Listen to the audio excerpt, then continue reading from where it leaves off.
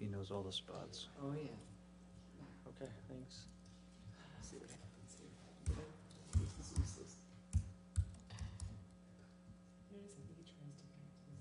Good evening. I'd like to call this meeting of the Board of Finance to order. Thursday, March 22nd.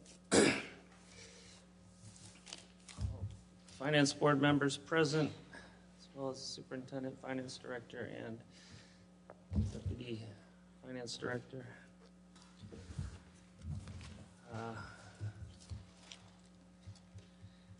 We have no minutes to approve, and tonight on the agenda we have, we put town budget and school budget, but I think primarily our goal is to go back over the school budget.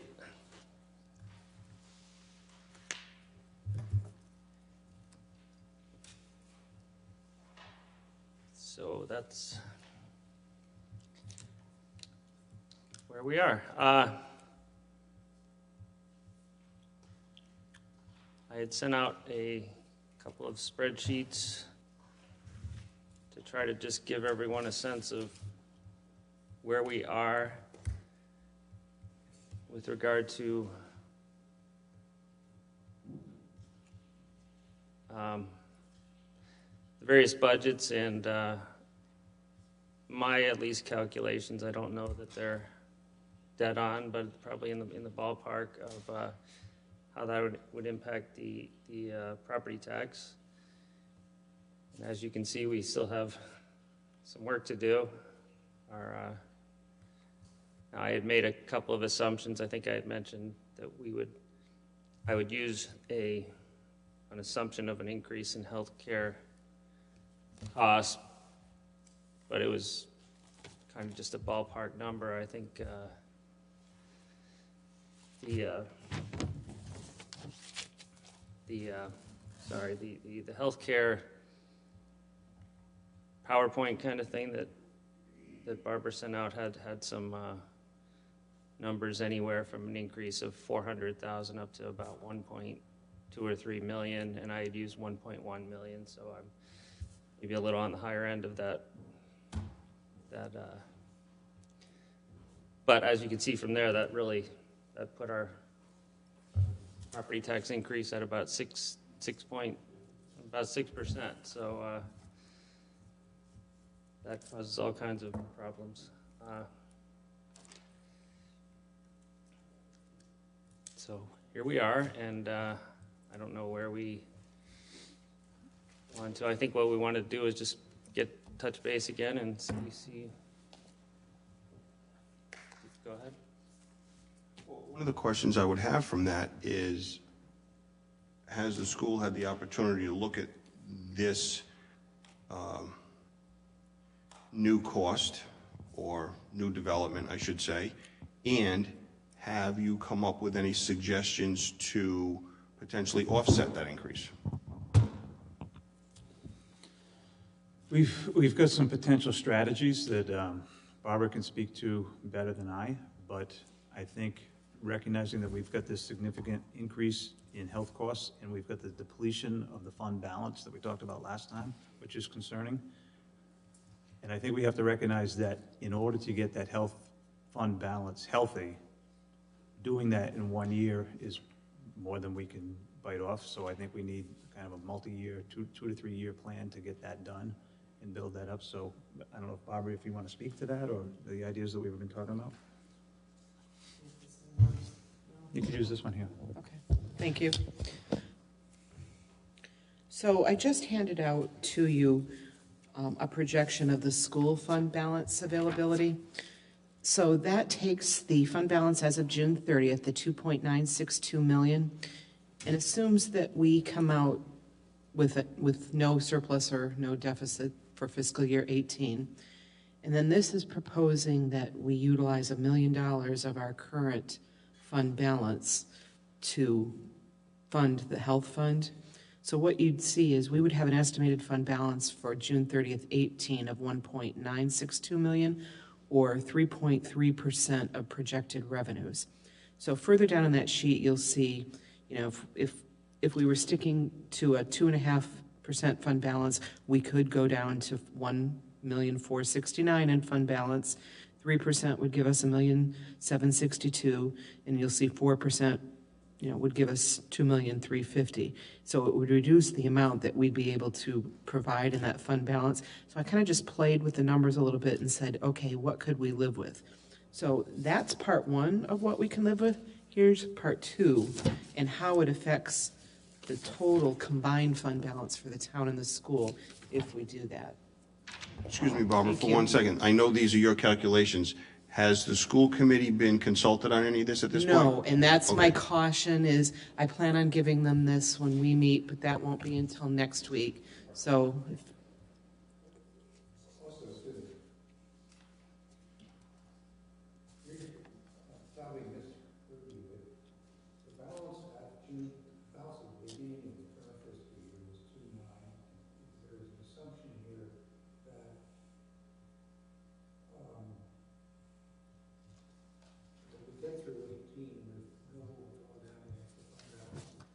correct.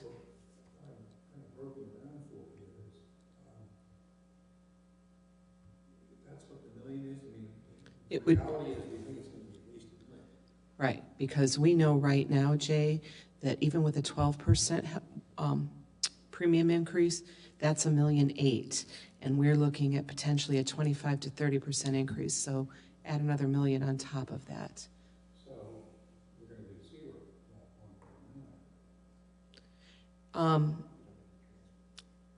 Well, this is for 18, remember, this isn't 19 yet.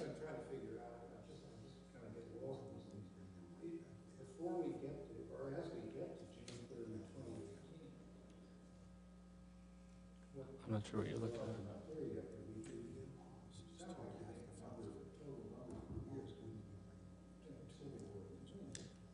Well, if I can back up a little bit, and maybe it's best if you can go on to that second sheet. This works in conjunction with what the town manager was speaking of the other evening.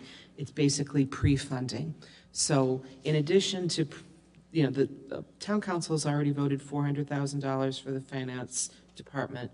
We have another $150,000 that we're going to be obligated to pay on our LaUna pension. The $775,000 is kind of what he's proposing for the pre-funding. So what I did here is just say, okay, if we did the same thing with the health fund for the school and we pre-funded $1 million out of fiscal 18, this is where our fiscal 18 fund balance would lie. So right now, Jay, I'm more concerned about, I'm concerned about a lot of things, but I'm very concerned about making sure that if we decide that we are going to use and pre-fund, that we look at what we're pre-funding in total. So I had done the same calculation for you for the town, including Derek's pre-funding number, but not including this $1 million for healthcare. So I wanted to kind of update the group tonight and show that if I pre-funded an extra $1 million, we would be at a 13.3% projected fund balance for the end of fiscal 18.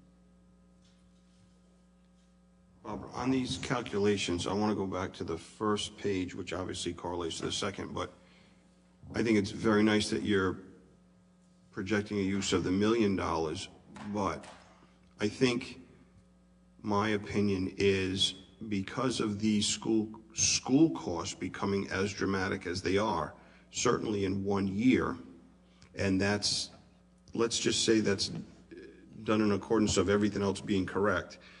I think it's necessary that this calculation be brought down to the 2.5% and not, which if I understand it correct, would add another $500,000 to this fund balance usage. Is that correct? That's correct. So my point, Ken, is I put those numbers out there so you could see the So we could talk impact, about something. because this would be something, of course, that would go before the council, and we'd have to assess where we are.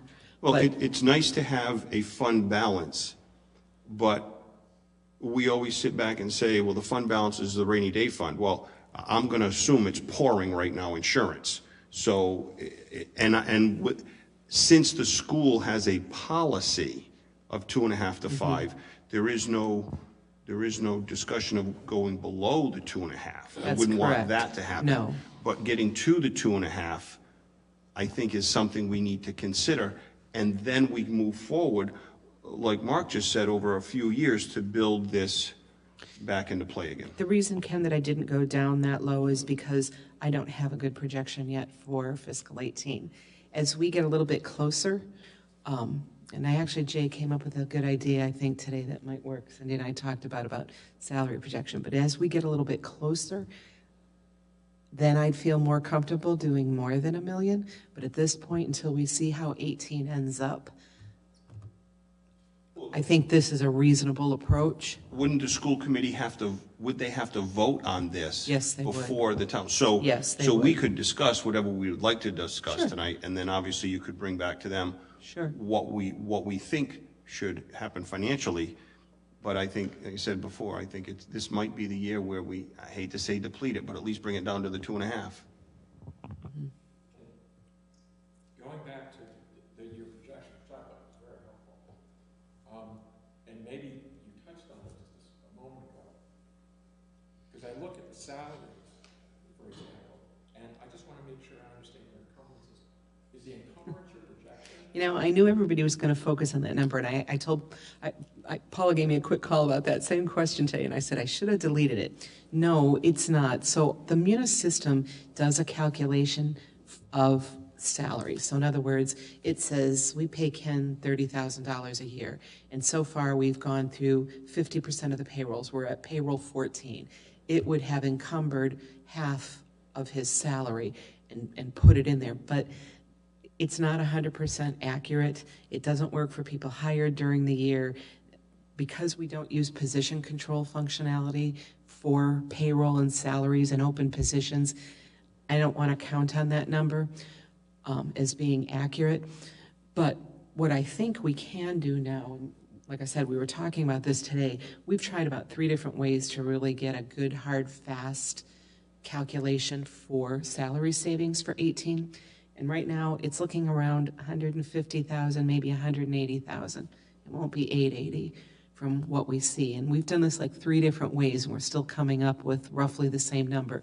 But the last thing now that we think we're all set here is we know what pay period we're through, and we know that the Westerly Teachers Association, all the teachers get a balloon payment. At least most of the teachers get a balloon payment at the end. That we can do a pretty close, accurate forecast based on this last payroll. So we're going to try and have that for you, and we can get that emailed out. It's complicated, and if I gave it to you, I'd love it if Jay had time to look at this. But some people get paid over 21 pays. Some people don't start getting paid until September. Then they get 26 pays with an extra 3 pays at the end of June. We accrue for transportation because they're paid a week behind. We accrue for local aid, they're paid a week behind. So it's not a simple calculation because I don't have payroll by contract, I have payroll by department. So it's not a simple thing to do. The reason why, that's very helpful, I appreciate that. But there are a couple of other line items here that I'm curious about, and it may be a timing issue. So what I see and what actually may be the end result at the end of the fiscal year may be 2 different things. But for example, stipend on coach advisors. I mean, that number is way below where you would think it would be if it were evenly distributed Right. over the course of the year. And there are a couple more like that. And I don't know, it's like maybe 50,000, maybe even more than that, maybe 100,000. Yeah, and I apologize because I thought my laptop could connect here, but it doesn't. So I don't even have access to the same files that I sent you. I can probably get them on my phone. There are some stipends that are paid in the spring. So I don't know how much of that there are, but that's certainly a line item that we can go back and take a look at for projection purposes. But what we budgeted for stipends for the 19 budget is basically coach by coach. So the numbers should come out okay at the end, and I would assume we did that for this fiscal year as well. So it should come out at the end. It's not that I'm, just focusing on that, but in the aggregate, there's opportunity to pick up. Yes. It's a material. Yes, it is. Yes, it's meaningful. As we say, every $60,000 is a mill, so every $60,000 is meaningful.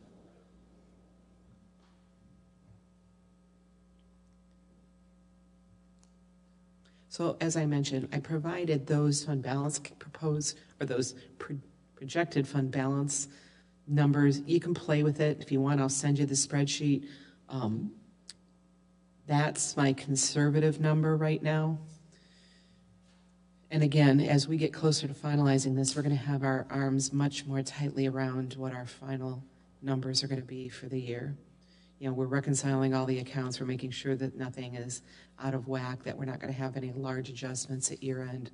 So hopefully we'll get to the point within the next month or so where the numbers are really pretty firm. Mr. Chairman, you started the meeting with stating that we are obviously at a high increase in tax at this point. With this projection that was just given us to the school, the $1 million, or even if we could go as high as another 500,000, how does that fit into your projections? Do you have the ability to do that? Yeah, if I can find that file. I think I said I had put that in as a $1.1 million. So that's already taking this into consideration. No, if this This is another million. if this million means that therefore either that would be the whole amount of the increase. Do you see what? So right now you have, I think you had mentioned way back that it was about 1.1 million is the amount of the increase for healthcare. Correct. So this 1 million would be the amount of the increase in that, or there's more. That's, I think, This what's is the relevant. extra. This is the difference between the current budget that you're looking at 12% and what we're thinking it may come out to at 25%. No, I think that's what Is that what you're saying? what I was saying is that, Okay, so you're not asking for any more in the budget if you get this Correct. 1 million. correct. We would use this to fund the difference between the 12% and the 25%. So it's similar to the capital in the sense of prepayments? Yes. Yes, we would ask the school committee to vote that and put it in an assigned fund balance. That way, that's what it's utilized for. Similar to restricting the dollars. To go back to what I think you said for the last meeting, a significant component of what's going on here is a Rhode law that prohibits people from retiring with full pension until they're 65. Right. Prohibits them from collecting. From collecting it, yeah. They can retire at any point, but they cannot start collecting their pension now until age 65. That was not the case prior. I don't know when that changed. The effect of that is a continuing effect. 4.0. I have to figure out. Yeah. I guess the effect of the poorer health and everything just keeps on going further. Maybe it gets worse. Right.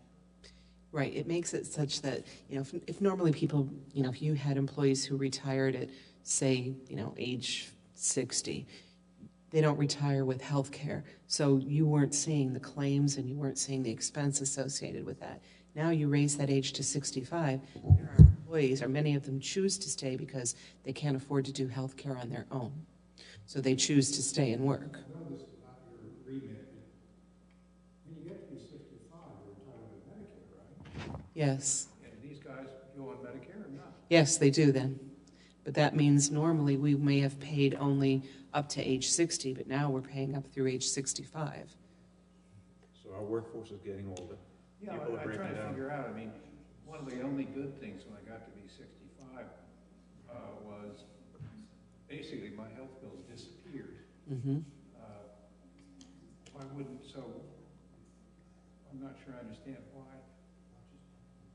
I understand why when these guys, I mean, these guys are a problem between, let's just pick it, age 60 or 65. But after 65, Yeah. Right. I guess computation Same. already assumed there goes in Medicare after 60. Correct, which is why we're saying that, you know, previously they might have agreed to retire early because they were collecting their pension. Therefore, they could afford their own health care coverage in the meantime between, let's say, ages 60 and age 65.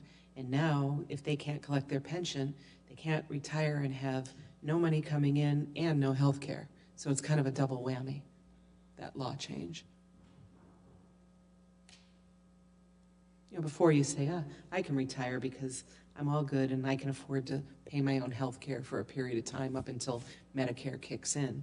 But that isn't the case any longer.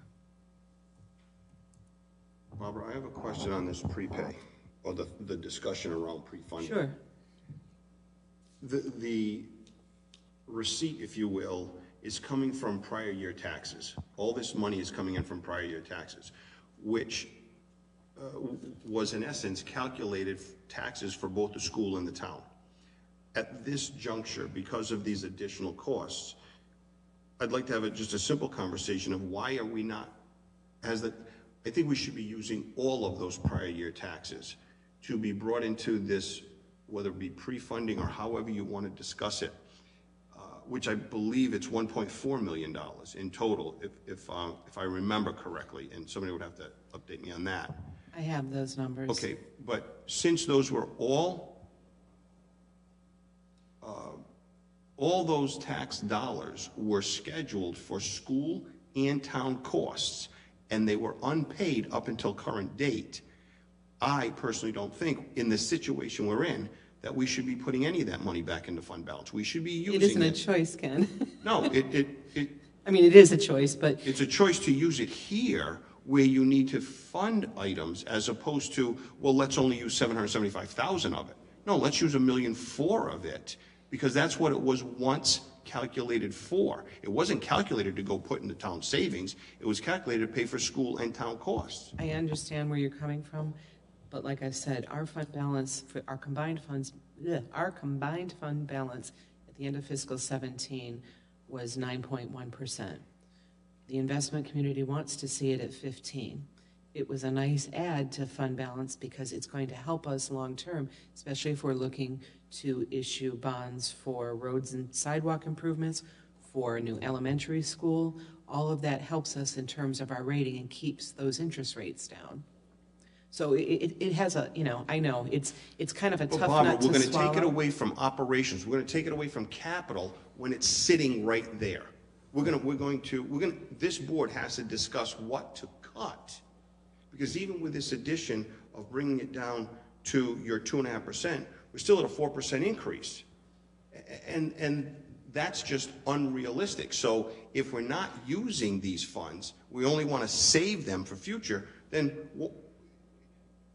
I would have to say to the finance department for the school and town, show us where we're going to cut $2 million, because we have to get these numbers down to 2.5%.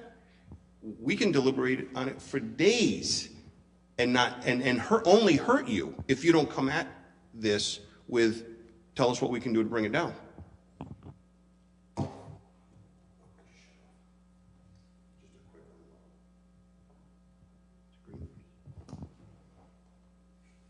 guess this is a continuation of the conversation we had at the last meeting. Your 4% does not include the $600,000 reduction in the school budget that had been previously talked about between the town manager and the school in the very beginning. That's why I tried to confirm with Barbara last time that this budget that we received Derek's budget does not have $600,000 removed from it, correct? It does. Derek cut $600,000 in it. So the budget that you see here, if The you school look at budget. the school appropriation does not agree to what the school is asking for. Exactly. So It's That's what I- $600,000 less. Right. but it hasn't been identified. That's, I guess, what I'm saying. We received a budget that is $600,000 different from what the town manager said he was going to fund. But we've talked about this school budget and understood that there wasn't anything that could come out of it. And Okay, but that aside. that's why I asked that question, because we've seen all kinds of different spreadsheets, but at the end of the day, I have a budget here that I was given on the school side that's $600,000 higher than the town says it's funding. We can't do that. We're supposed to present a school budget and a town budget. If I could. We have to know where the numbers are. It's a good one. When we met last, or the meeting prior to that, I think we were pretty clear that our intention was to close that $600,000 gap. And the read that I got from the finance board was, that may not be enough. So my question was, well, what is the number? Give me the number so I can do that. So if you're saying we have to cut our budget by $600,000, we can go and cut it by $600,000. But the determinations as to what gets removed from the budget and what positions get cut, that's, work that we'll have to do on our side. Well, the town charter says that the finance board is empowered to make recommendations on the school budget on a line item basis. So that's what we're trying to do. I've put out some recommendations. There's been a sort of a page of some items, but I have a real hard time linking those two together. If you don't want us to do that, I guess we can just not do that, but that's what the charter says we're supposed to do. We're supposed to make recommendations, and I understand that there's a pushback there, and this happens every year. This is our turf. You guys can't tell us what to do, but that's what the charter says essentially our job is when it comes to looking at the school budget. So, If I can. sorry, I'm So kind of... That's all right. trying to this is all clarify. pertinent to trying to get to the conclusion here. So the 600,000, just to clarify, with the 600,000, not knowing what it is yet, but I will make a comment about that, we're down to 2.68, as we talked about in our last meeting. I don't know. That number shows you the reduction of 600,000. So it's already calculated in there. Right. The school has not been able to do. Correct, What that tuition is. correct. But that brings the number to 2.68. The percent increase in the property tax. That's what I'm he going right from our asserted. That's budget what he book. asserted. No, it's we've talked about that too, is that our number that we're looking at is the increase in the general property tax, which is 3.8%. That's what's in the budget book. The 2.68, correct, the 3.8 included the 600,000. The reduction down to 2.68 was the 700,000 prepay of the Correct. capital. Correct. Which apparently now is 775,000. My original number that he and I discussed was 775, so I haven't changed that. I just, Well, which is it?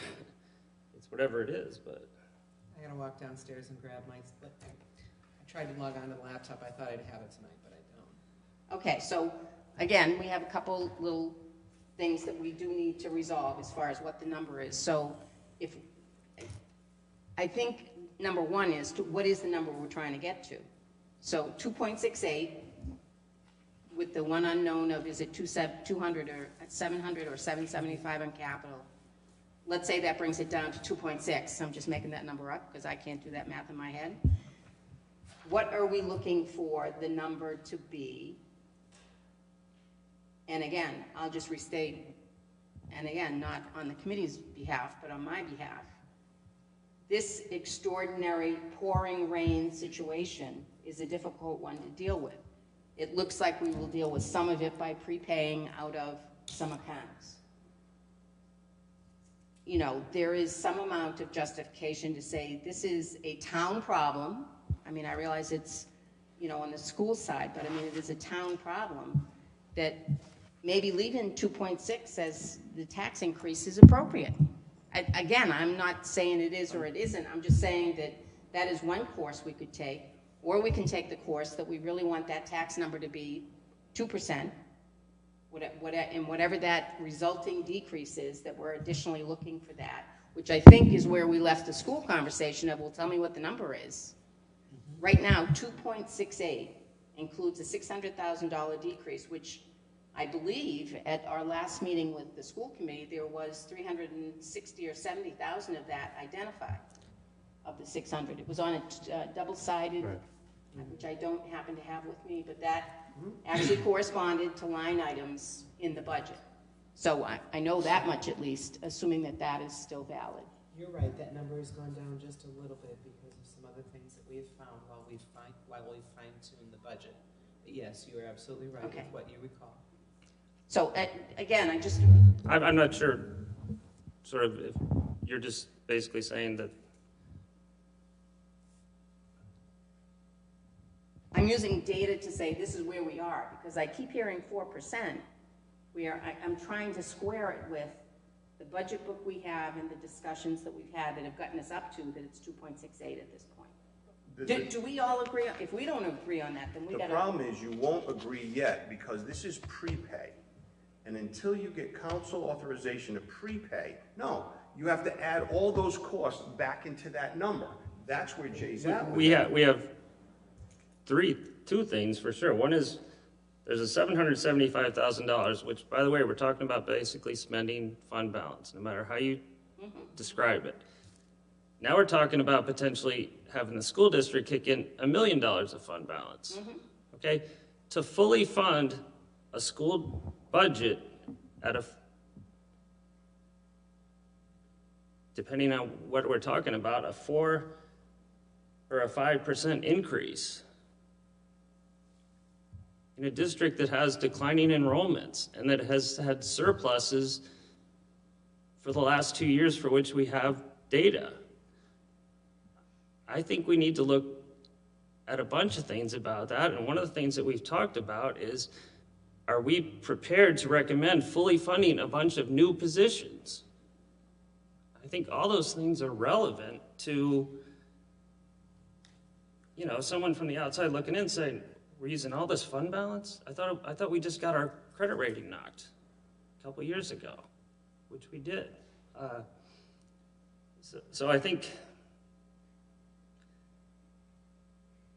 in spite of all this money appearing or potentially appearing out of basically one-time usage, I think we need to Jay, if I also may. look at the request itself. And If I may. part of what we were here tonight for was to do that, was to review some of the requests. And if there's no desire to do that, then that's fine. We'll come back with a recommendation at the next meeting. But If I may, because I completely agree with you that we shouldn't be using fund balance and then looking to fund any new positions.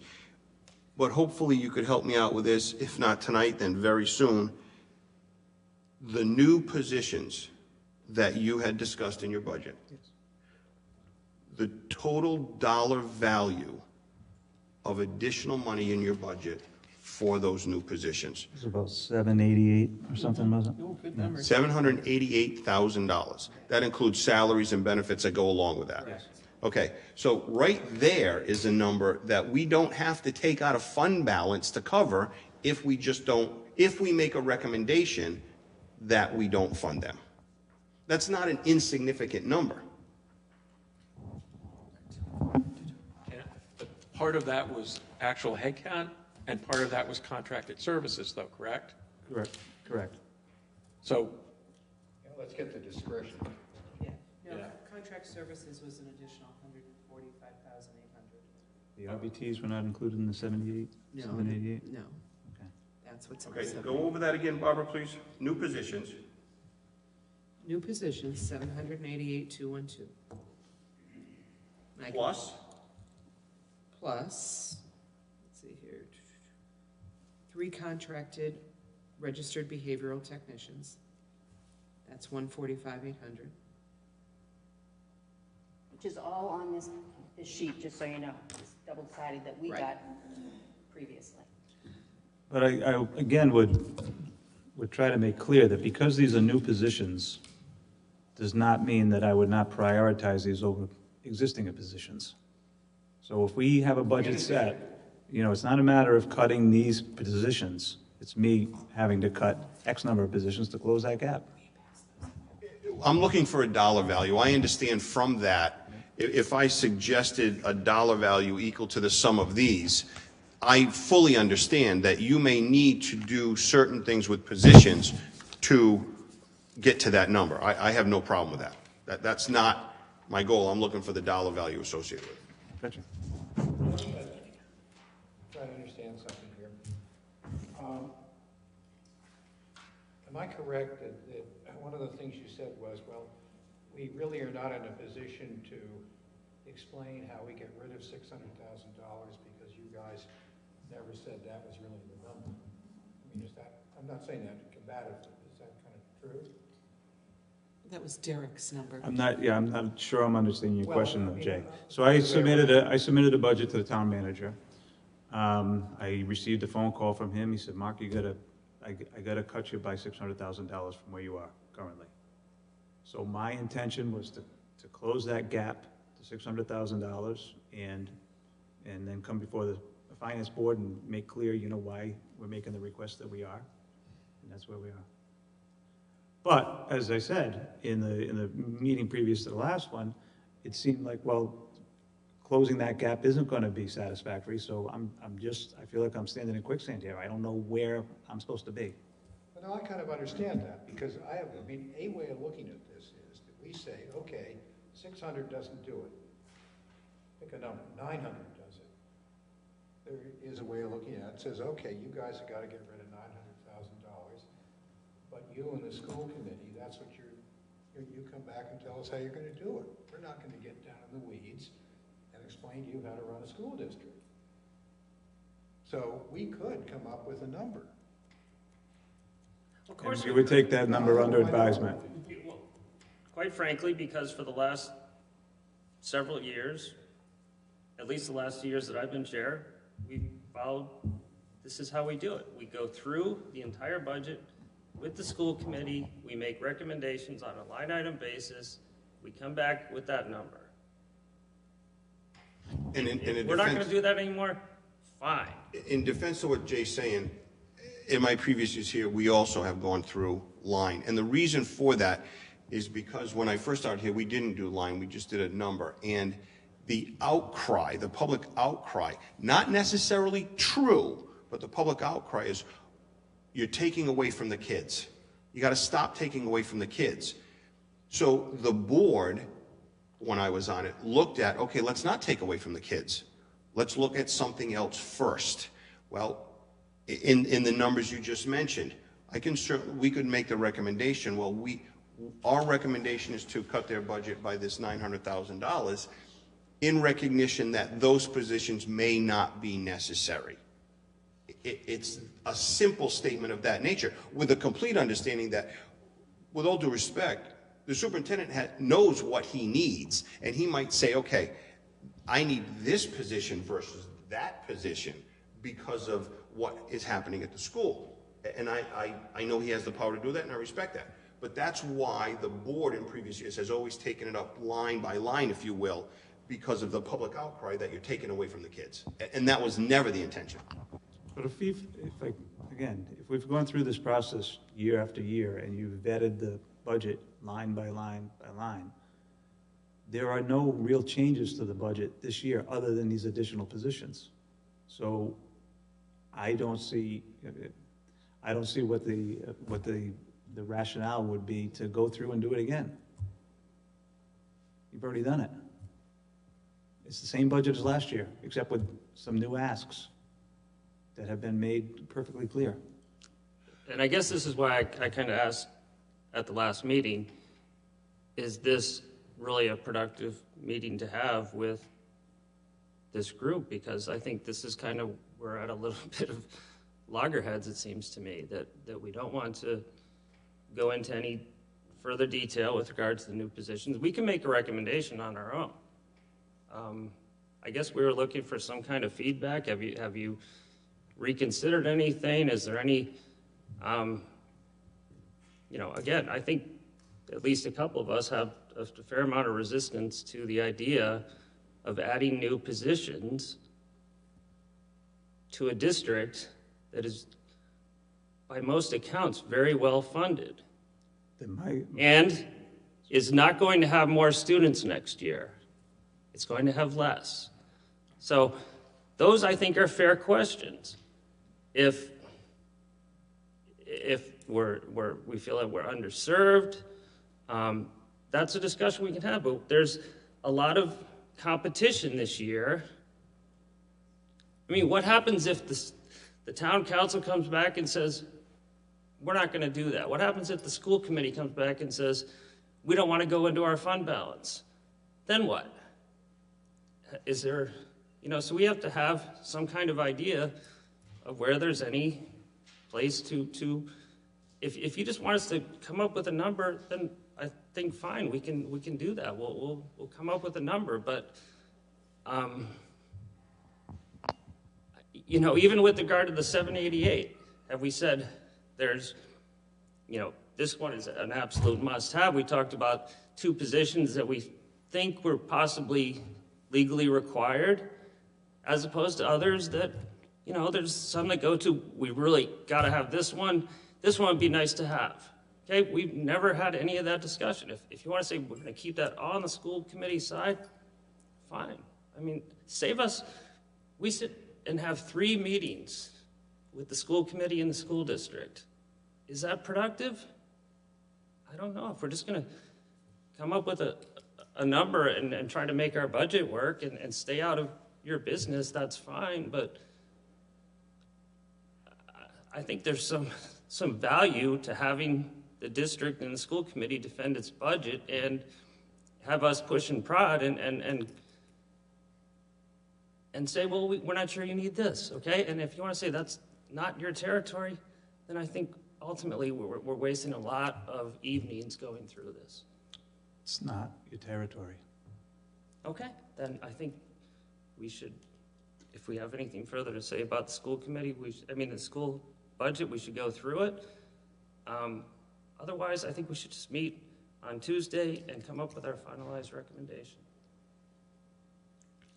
I think the piece that is appropriate for us to take a look at, because I don't know that there's agreement even within this committee, is given that the property tax, which has been a conversation from a revenue side that we have talked about, that it be somewhere between 2 and 2.5%. I mean, that's been just the anecdotal conversation about what we want. Right now, it's at 2.68. And we need to at least walk out of here tonight saying we really think it's 2.68, because I think it is. I think it is. Barbara thinks it is. So we need to at least say that that's what it is right now. And that is because... But that's a discussion we can have. We can have on, well, first of all, we have Why isn't that what it is right now? I'm sorry, excuse me just for a minute. Because of the additions and the lack of knowledge of whether the school committee is going to vote to use their prepay and the town council to use their prepay. You can't just walk out of here to say, oh, it's at 2.6. 2 critical bodies have to buy into that to even start at 2.6. So we can't be there. We have to encourage them both to buy into it. And I would like to encourage them to buy into it more. So at least we can get to 2.6.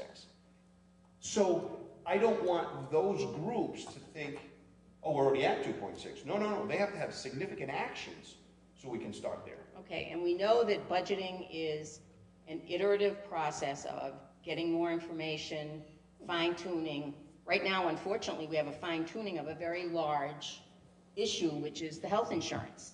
You know, let's say, just for the sake of argument, that, you know, council does not buy us using it to prepay capital, then we have a huge problem, and we're back to do we need to discuss that now? I mean, other than knowing that there's some possibility that might happen, that would be one that would be, to me, more appropriate to wait till we really get a call that says, hey, this is what it looks like it's going to end up being. That they are not, that they're, so basically that 2.68 is back up to 3.8, and it doesn't include the $1 million more in health insurance costs. So, do you know what I mean? Yes, I agree with you. I 100% agree with you. We need to know when are they going to make their decision, because until they make their decision, everything we're going to do is speculative. So when is the council meeting on the prepay? When will they have that discussion? It'll be next week. Next? Because we brought it up, yes, because we brought it up at the workshop meeting. Yes. Okay, so Tuesday, hopefully we have great news, and we're going to be using some type of prepay, whether it be 775, 700, or some other number. Correct. So Tuesday we will start our meeting knowing, and then Thursday we have our public hearing, correct? So we have if the council doesn't do that, then Tuesday's going to be a long meeting for us. I agree. Now, what about the school committee? We meet Wednesday. And we can sell that. It's not, Yes. I'm very optimistic that the school committee is going to be in Can you agreement. sell it down to 2.5%? Which would require what from fund balance? 1.5, right? And leave us with what? 462 or? Well, it could be less, depending upon how FY18 actual really works out. works out. Yes, So their vote would be an amount not to exceed. correct, Yeah. correct. So just all those unknowns, knowing that we still have all those unknowns, I think the thing, it still would be appropriate to give to our superintendent is what is the target? I mean, from the town manager, it's 600,000. Again, with what we knew, you know, when we put this number together, that brings us to 2.68. Okay. If we really, you know, and again, I'm not saying the consensus of the board, obviously, but, you know, from my end, this is a huge problem to manage. And it is one that I think, you know, you never want to see taxes go up if you can avoid it. But I mean, if we have to, you know, maybe it's 2.5. What is the range between 2 and 2.5? Right now it's at 2.68. I think at least having the school walk away with a number is appropriate. I mean, you know, so I mean, they had 600, I mean, maybe it's 700, I don't know what the number works out to be. Is a starting point until we get some of these questions answered, because you're right, I mean, if the answer is no. Well, if that, There seems to be a natural tension, though. I get your point about the charter saying we should understand what the line items are, or at least have opined on them, or at least reviewed them. On the other hand, I also agree with you. I'm not going to sit here and say that you need that kind of person performing that kind of role. I have zero expertise to provide you with that guidance, so I'm not even going to pretend to do that. But I think it would, so I think if there's a middle ground, it's that I think we should agree that there is a proximate number, have you take that number, but come back and tell us how that's reflected in line items, and then at least we can fulfill both mandates.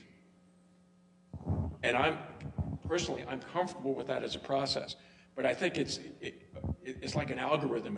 It's a moving target, because we really don't know what actual is going to be. We'll never know what actual is going to be until whatever that is, June 29th or whatever the heck it is. Right, closer to August 15th. Right, so we're really never going to know, but Barbara, you do wonders, and I think you can figure out within a narrow range what it's likely to be, and that will impact your number too. The other variable is, well, I mean, there are a number. I'm currently negotiating with 3 bargaining units as well. So my intent is to close that $600,000 gap and work through the spring, and then based on those discussions and priorities, there may have to be some reshuffling.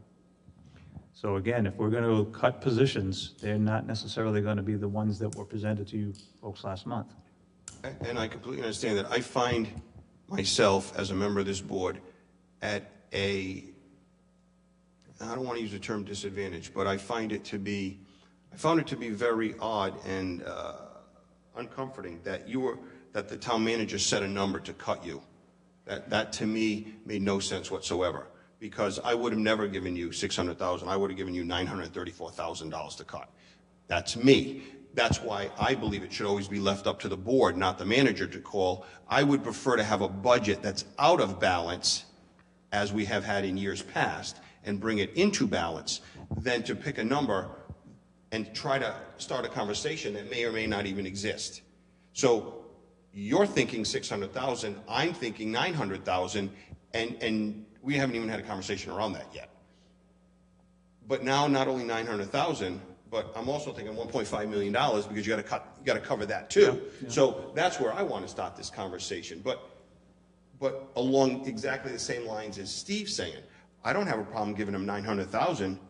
You just come back and give us a suggested design of where that's going to come from. I'm not going to tell you where it's going to come from, because it's only recommended. So I have no problem with that. I just have a problem where the town manager stepped in and gave us a balanced budget when I think we should have had an unbalanced budget to start with.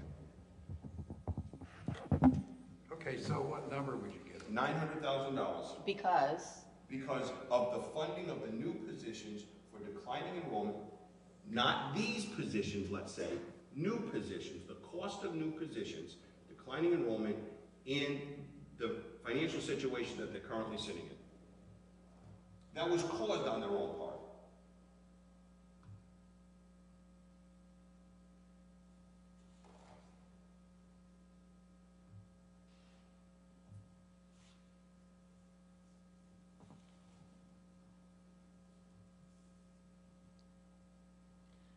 Getting back to it, is there, Use the sorry, microphone. we haven't, People are watching. we haven't had, or at least I don't think we've had the answer to, is there anything that is required in this proposed budget? In other words, either a service or a head count that's required by law? Request again, I gotta review this. Yeah. Contracted service or head count.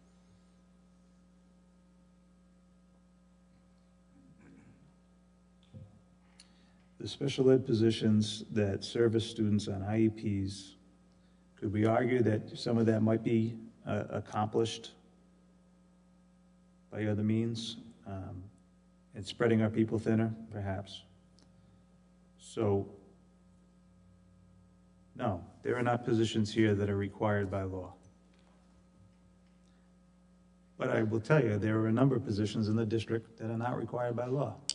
It's not required that we have a high school music program or a cosmetology program or a foreign language program or the art offerings that we have. But none of those things are required.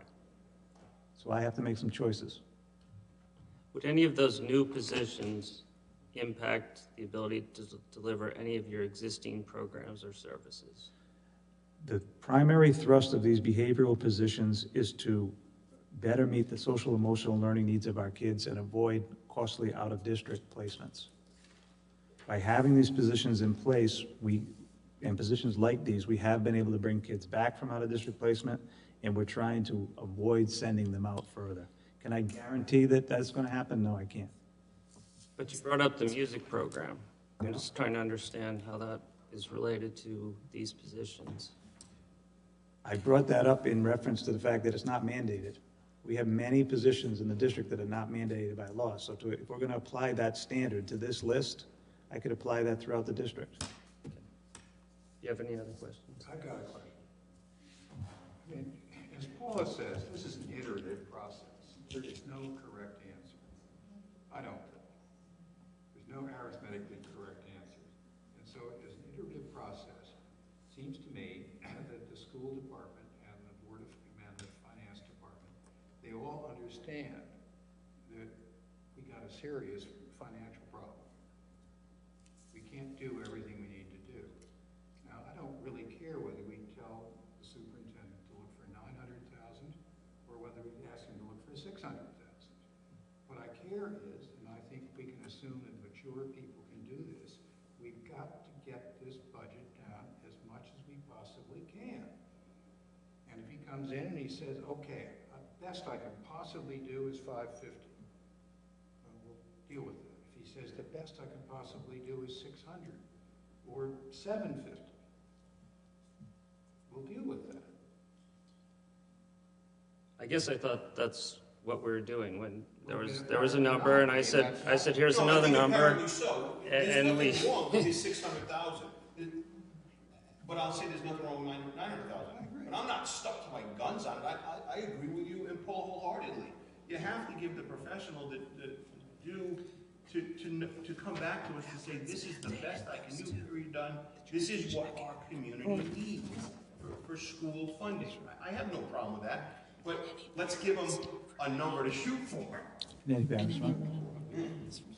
Well, for instance, one of the ideas that I threw out on this list was Tower Street. That's something that has been a discussion point for years. It's got $400,000 in operating costs just to keep the building open. Have nothing to do with the programs that are delivered there. Is that something that could be considered? We didn't have that discussion. That's fine. If that's out of our jurisdiction, then fine. That's where I believe is $900,000, and I'm using it just as a calculation of these positions. I don't, if there's behavioral issues at the school, by all means, get what you need for the behavioral accompaniment, but if something can be done at Tower Street of that $400,000, then that's where that money is offset from. That, I think we all agree that that's okay. What happened in July 1, though? See, that's the part that there's never been any dispute about, is that the finance board can recommend whatever the heck it wants, and then the school district and committee can do whatever the heck it wants. We use our recommendation to come up with a number. If we're going to do that with just a global number and just throw it over there, fine. I think that you're right. The problem you get now is the school district comes back and says, I'm going to have to cut this and that and the other thing. And we say, well, wait a minute.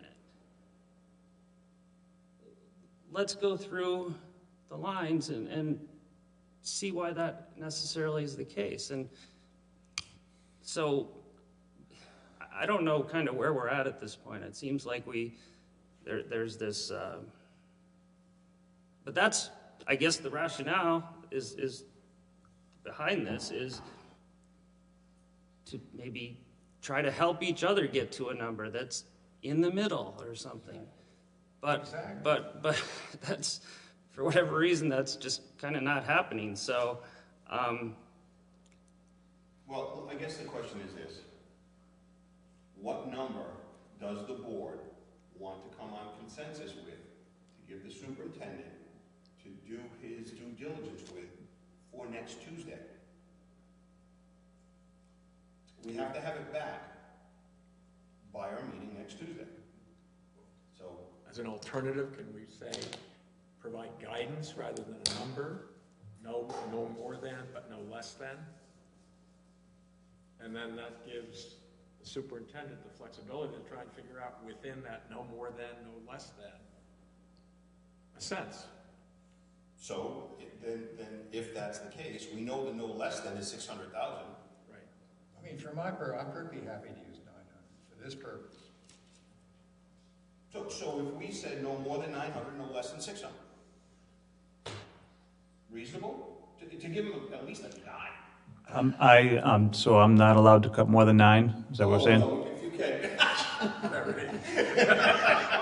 We wouldn't necessarily request that. I just want to say that I misspoke on the mandated positions. There are transition academy paraprofessionals that are written into IEPs. That's 119,466. It's about 3/4 of a way down that list of new positions. Those are mandated. The Tower Street issue, I don't disagree at all that has to be looked at closely. The Bradford issue, our contracts, all of that. But it's more than I can do this spring. I don't have time to figure all those things out. We don't have time to move the programs out of Tower and potentially save $400,000 between now and July 1. We just don't. We will work on that through next year. We're looking at pricing to move the programs out of that building. We're having conversations with the town about what else could go there and can we step away from the building altogether, because I would love to.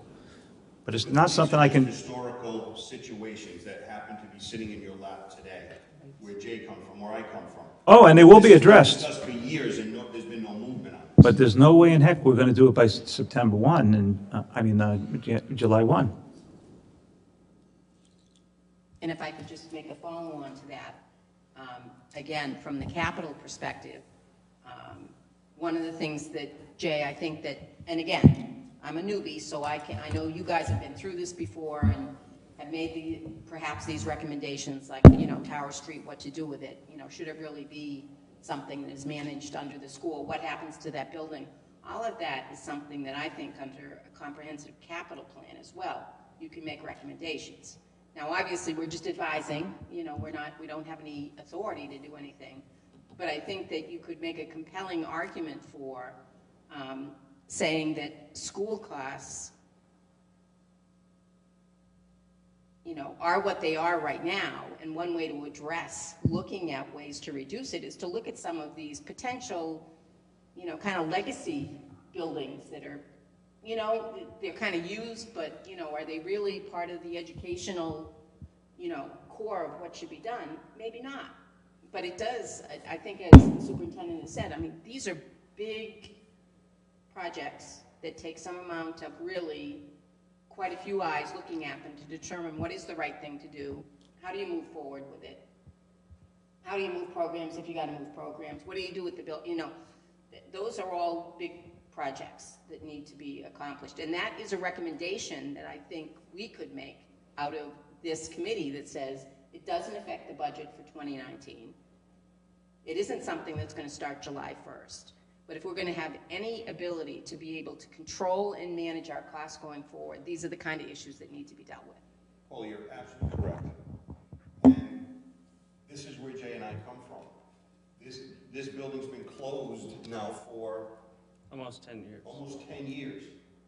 So you're right, there should have been a study 8 years ago, and yet we still have these substantial operational costs.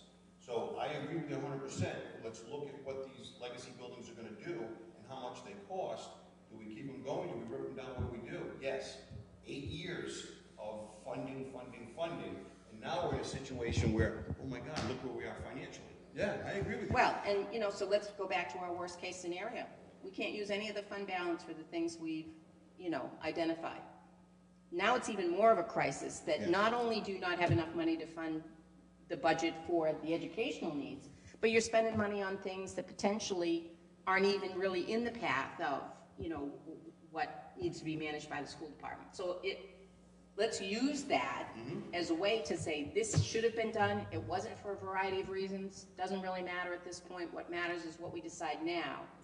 And this is a compelling case for making sure that we identify both those schools and what's going to happen to them. Here's another problem I've been kind of thinking about as we're talking, and I'm not sure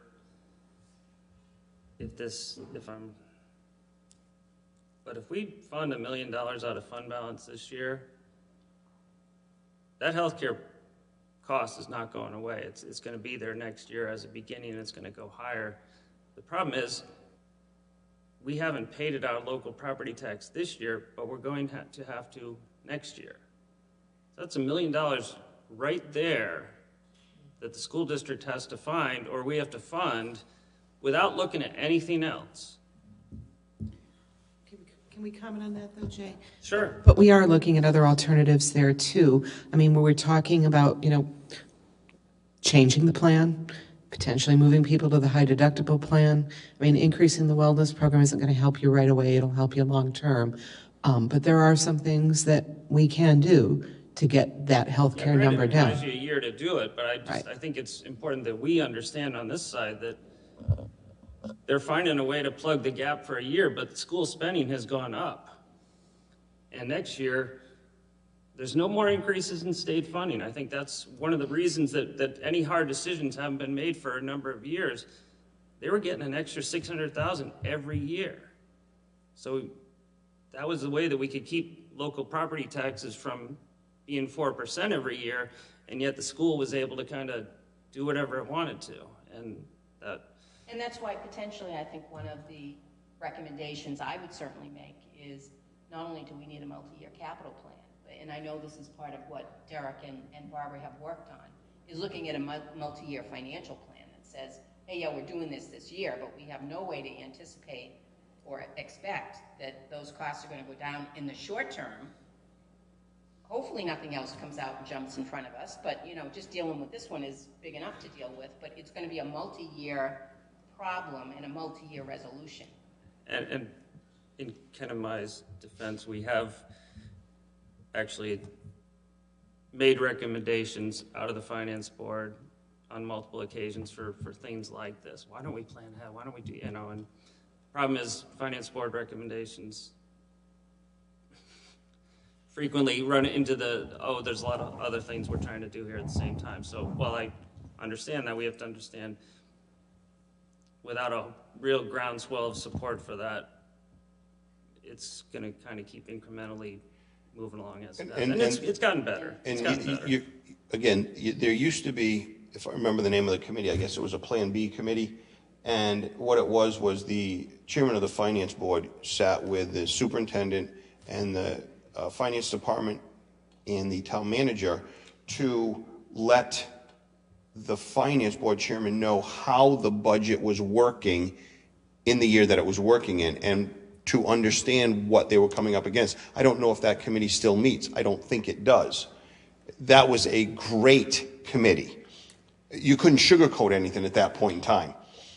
And at that committee, and again, I would love to become involved with something like that, because Barbara, and we've talked about this, is as long as we stay with the same insurer, it's only going to go up until the town looks for a potential different insurer that may have a different track record. Then, yeah, all we're doing is plugging that gap. And where are we going to be next year at this same evening?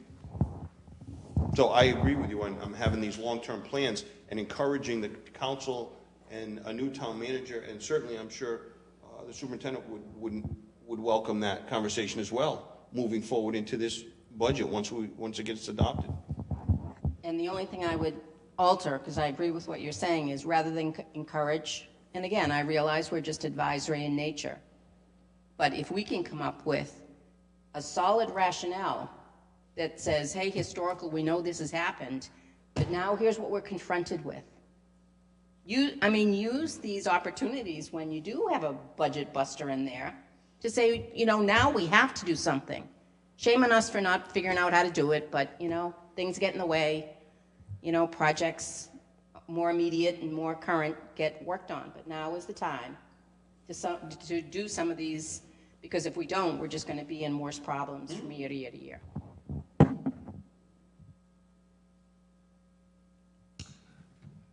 The one thing that, and this may not solve anything at all, but there is perhaps a way to identify a resource. And we've cut it, but maybe we should rethink it. It's the assistant town manager's position.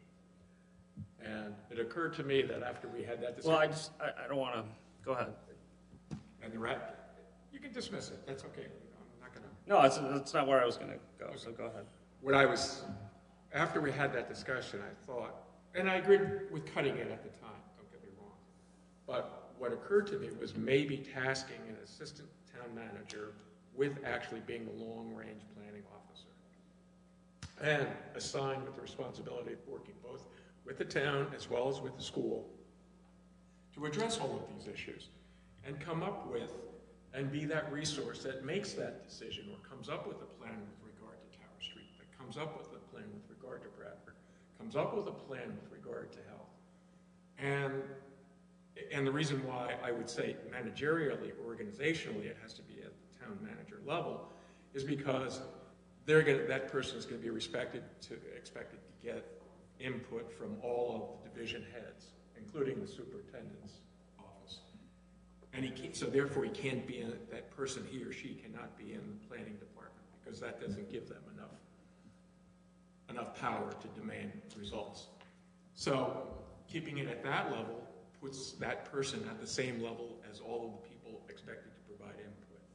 So I realize it adds to the budget, so it contravenes all that we've been talking about, but it may, in fact, address a very gaping need, which is somebody responsible for year over year, month over quarter, coming up with where we are, what's missing, what do we need to do next year, what do we need to do 2 years from now, and having the authority to start making those decisions. So I'm just throwing that out for discussion. Who knows? Maybe it doesn't matter much. I think it matters a lot. I think from the way I saw it described by the existing town manager, it was more of it would free up the town manager to become more of that kind of, actually he didn't even describe that. It was more, anyway, that's. It's a great idea.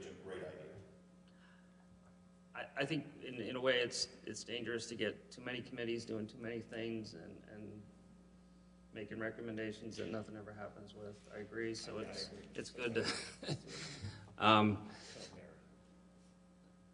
especially when they're purely advisory in nature, as we have been reminded we are. What would we like to do with our illustrious superintendent, because he's still sitting there waiting to have a direction.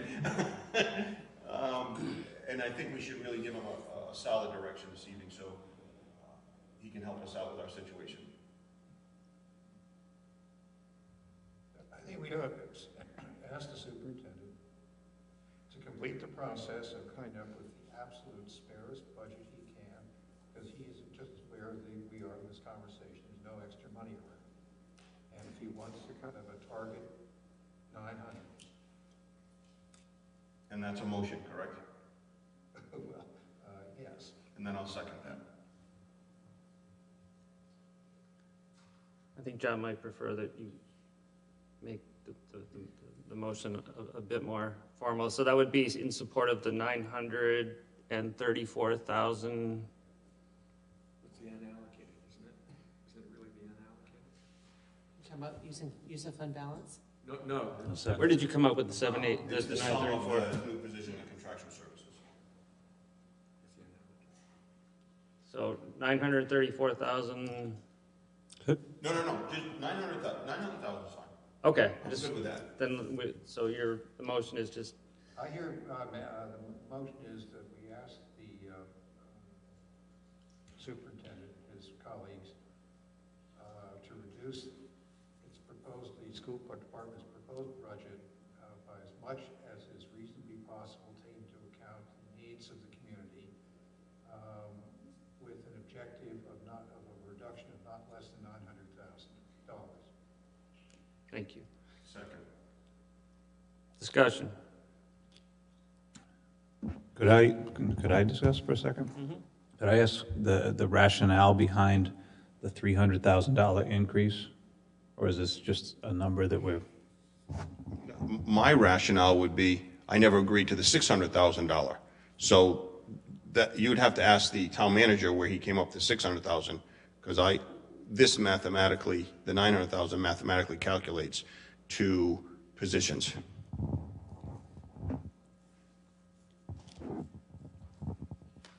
And I would be still in support of the 600,000. I wish we could just make it be a range in the sense of, again, I'm looking at it from a revenue standpoint, not from a bottoms-up detail standpoint. I'm looking at it from a tops-down revenue standpoint. Having the revenue of the property tax be 2.68%, to me, is a high end, given the situation that we're in. So I'm comfortable with it being, which is what's embedded in this 2.68% number.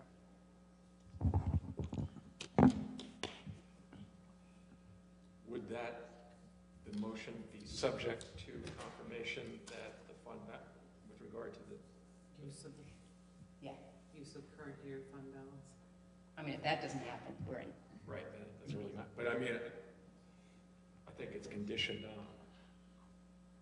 Well, I think that's kind of part of the process here is, okay, the $2 million reduction was unreasonable, but you know what? If we don't get that 1.775, you would need that $2 million to get to roughly just under a 4% property tax increase. So it's not just an exercise in being mean people here. It's the reality that we have, and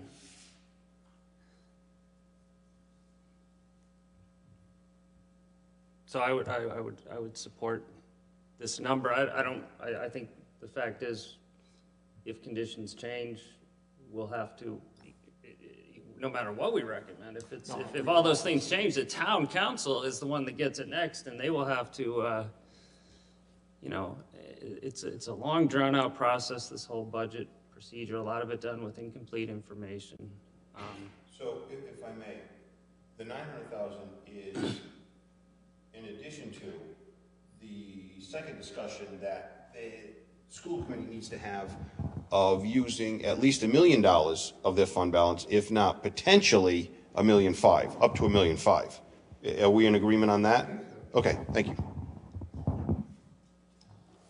Well, and I think the other way to say it is we're saying from the existing budget. So in other words, you got to figure out a way to make your premium increase work based on what you've submitted to us.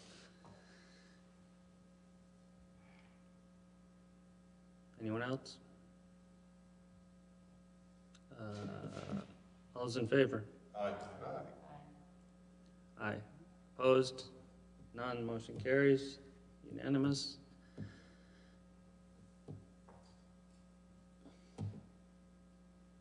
Was there anything else that we wanted to? No, I think we've Discuss this served him up evening. an interesting plate, and he's got a lot of work to do for us next Tuesday, and I'm sure he will do his best. Thank you. We'll do what we can. Just in terms of mechanics, let's say, just for the sake of discussion, that once you getting closer to what you think is going to be the actual for fiscal year 2018, and let's just for the sake of discussion, let's say it produces a $200,000 surplus. Would you envision that the $200,000 surplus would then reduce the fund balance contribution? Or do you think it? Perhaps. I mean, I'm just curious, I mean, mechanically, because if we're looking at line items, we're like. Overall, it would accomplish the same. Well, it would, but I mean, I'm just trying to figure out mechanically how it all would work its way through the system.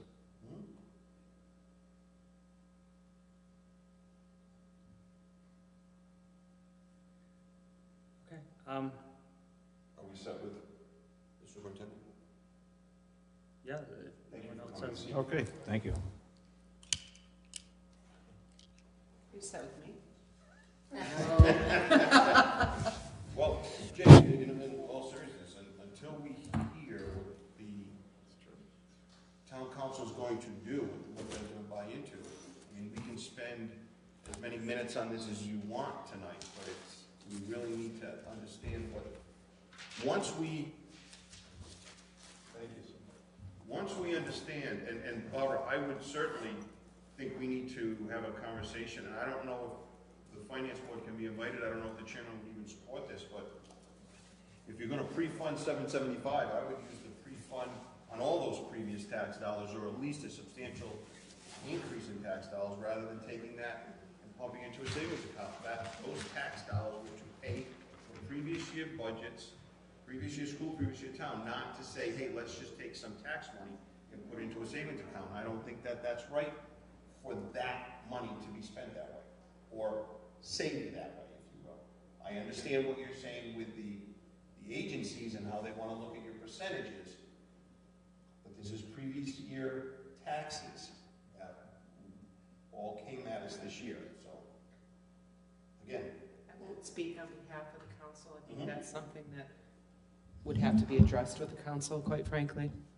but will it be suggested to them? Because they're only going to ponder a number that's suggested to them. I think you'd have to ask that question of the town manager. That's really his decision. It's his budget to present to the council.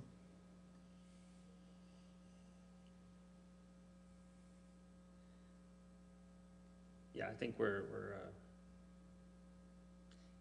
you could make, I think, a similar argument with regard to the underfunding of the healthcare premium over the past 2 to 3 years on the school side, that we've paid for it, but then it wasn't spent the way it should have been spent.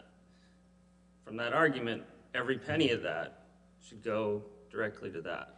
Having said that, I would argue that point, Jay. The problem that occurred with respect to the health fund balance has occurred in the last 8 months. At the beginning of the fiscal year, the school had $1.1 million. I understand. But what I'm referring to is not you, the district, whoever goes to West Bay and says, what do we need to increase healthcare premium by? They say 10%. We turn around and say 3%. Okay, so our healthcare goes up 3%, not 10%. The next year, they say you need to raise 10%. It goes up 3%. The problem now is we have to go from here up to there, when we should have been going from here up to there. It has nothing to do with the fact of our experience. What I'm talking about is we suddenly have this big gap because we weren't increasing the premium like we were supposed to be. I know from looking at least one email that I have seen on the topic, they recommended for the school between 3 and 5%. The district chose 3. It wasn't 10. So I have a question then, beyond that. I don't know if you saw the graph that I sent out. I did. 15, so going back 3 years, we had a negative experience, claims higher than premiums, and they only talked about a 3% increase from that, and then the 3 years since then, we've had negative claims experience, and we're increasing by 3. What are they looking at? This is something I've had an issue with for a number of years. Is we have, it seems like, a very small group of people making these decisions with regard to the healthcare operation, and I don't know. Nobody seems to know or be able to explain in a lot of cases what it is, how we got there. It's like a black box. And it seems to me, I'm sure that's the best way to run things. You almost wonder if it'd just be better that, I mean, does this seem, why would we have increase of 3%, and then 25%? Something's not adding up. Jay, I'm gonna be a spokesperson for the community that I work in, Charlestown. Charlestown has been involved with the Rhode Island Interlocal Trust on all its insurances for a large number of years. And the town of Westerly, for some reason, has chose to stay outside of the trust. And our rates inside the trust have always been less than what yours are outside the trust, except in the first couple of years of you rebidding it, the town rebidding it, which we see the low rate to start, and then they grow dramatically thereafter. The trust doesn't have that experience. It's what I keep trying to convince this town to do, is at least have another conversation, not another rebid, but another conversation with the people at the trust to say, if we were there, what our experiences would have been, and then what would it be going forward. Barbara's saddled with what she sits with today. But if it doesn't change, we're going to be having the same conversation, and again, hopefully with Barbara next year, and she's going to come and tell us, well, we have another 10 or 12 or 15% increase. But it's not of her doing. It's because the town, like Paul has been saying, she's been touting this, we need to have better accountability of processes moving forward. We need to have these discussions so everybody's involved before it comes to this night and say, well, look at this dramatic increase. And if you look at our claims experience, it's averaged about a 5% increase over a 10-year period. So it just doesn't add up. And I'm just Right. venting. No, I know. I know you're not picking on me. But Ken, too, I'll also say what I'd be very interested in knowing, and in fact, maybe perhaps you can put me in touch with somebody at Charlestown, is what do they offer in terms of health care benefits? Are they equal? I mean, one of the things that we're looking at, I mentioned a few things earlier this evening, but it's looking at the plan itself. One of the things that has not changed at the school district's level is the copays for RX. Copays for RX have not moved in 20 years. They're still paying $5, $10, and $15. So what we were told by West Bay and by Blue Cross is if we bump those copays up to what would be considered normal these days, that may save us 2% right there. So they've actually... And you're right, Barbara, and that's what was brought to the employees for that discussion when we renegotiated our agreements to say, look, to keep your premiums down, are you willing to pay the increase in the cost of prescriptions? But at least it was brought out there. And when the analysis was done, the cost saved us money.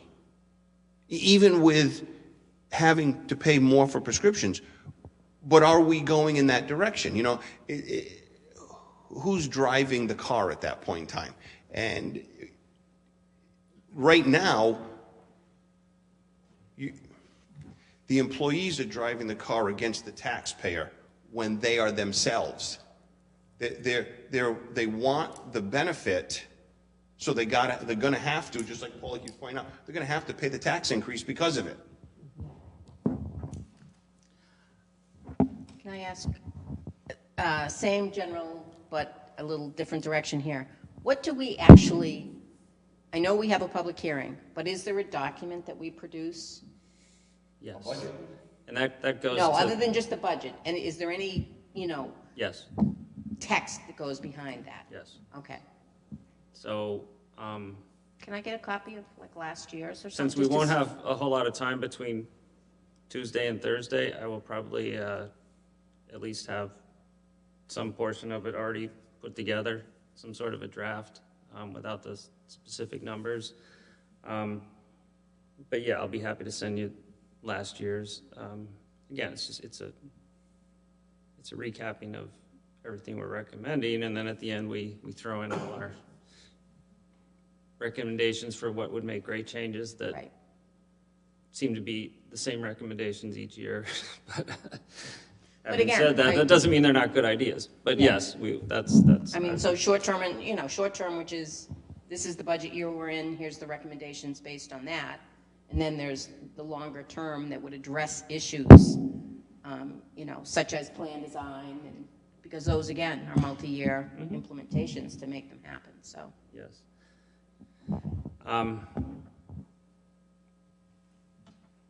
So, having said what we said with regard to the fund balance, we'll know about the 700 something. I can say, I think, with a fair amount of confidence that the school committee will see that it really needs to go along with the fund balance use. So, not that we presuppose it, but I think that's what we should expect. I think what we have, and Steve, you brought it up, is we haven't gone back and finalized our town side recommendations, which, by the way, and this is always a little of the issue that I think the finance board runs into. On the town side, we went budget by department, asking about this and that and the other thing. Why should we not do the same thing on the school side? That is our job. That was the point I was trying to make. We didn't get pushback on the town side. So, are we experts at running the town? I'm not. But we still provide our input. We are taxpayer advocates. That's what we're here to do. You explain to us what you need so we can make a recommendation. Having said that, that's my little rant. That's your second rant. Sorry? That's your second rant. Well, I've had a few, I think, probably, but with regard to that particular issue, we haven't finalized a few recommendations with regard to a few positions on the town side. I think it would be helpful. I think Derek had some specific items on the, I just put in 400 for restricted and 300 for capital, but I think he had some very specific places that he wanted to pull that money out of. Yes, I have that list downstairs in my office. I just don't have it. No, it's fine. I can put it in here, because once we put this is what we did last year anyway. We just put the spreadsheet up in PDF form, and it needs to jive with everybody else's numbers. I can email those to you first thing in the morning. Does that work? We're fine until Tuesday. I mean, it's really from there to Thursday that we have to. Information, then Yeah, sure. No, I mean. pass it on to us as well. So. Okay, yeah, that's true too. But that's our job is Tuesday night, go through the rest of those recommendations, and then we kind of put it all together and run it through and see what number we come out with. I listened to Steve very well on that assistant town manager position, and understand that we had, for lack of a better statement, it was chief of staff, but it was assistant town manager in the past. Interestingly so, it was paid at $90-some-odd thousand, not $80-some-odd thousand. So I would be happy to support it, but if we're going to support it, it's as valuable as it was last time, not less valuable, especially if we're looking to bring it in, and the position was valuable in years past. It got into a political situation, and the council removed it. But that's how that's been. But having said what you said, of all the positions, I may not agree with some of the rest of them, but I like what you said about that. Wish we had the money. Well, and like I said, I mean, if we're going to put it in, I may ask for an increase in it then, because there's going to be some responsibilities there. With a new town manager coming in and getting their feet under them, the assistant town manager could be a tremendous asset at that point. With the design you just mentioned.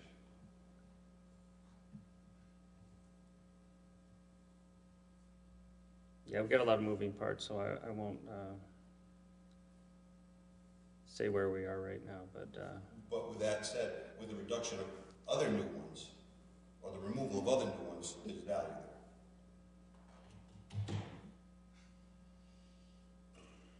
I just hear demand for somebody thinking beyond 12 months. Yes. That's what I hear. Every conversation, not every, many of the conversations we've had around this table has been, it's not necessarily 12 months out, it's 24 and 36 months out that are really the important conversations. I mean, the perfect example of that is the planning committee's little letter here.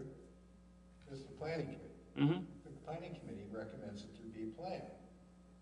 Not that it's going to produce the plan, but somebody else is going to produce the plan. Yeah. with their, at least they did a ranking of the, and included that of the capital projects. I think that's a useful part. But you're right, it doesn't fit into a larger plan, which is why do we have these particular capital projects in here? So we can certainly put that in there. So I will get, once I get Barbara's numbers, I will throw those in here and with our tentative numbers, and you will see what we have, and we can decide from there what else work we have to do. So I guess we get our half hour back from the extra half hour from last meeting. So Are you all set then? I believe we have no one prepared to comment. So yeah, can we get a motion? Motion to adjourn. Second. All's in favor? Opposed? Motion carries. So Barbara, Yes. part of the concern about the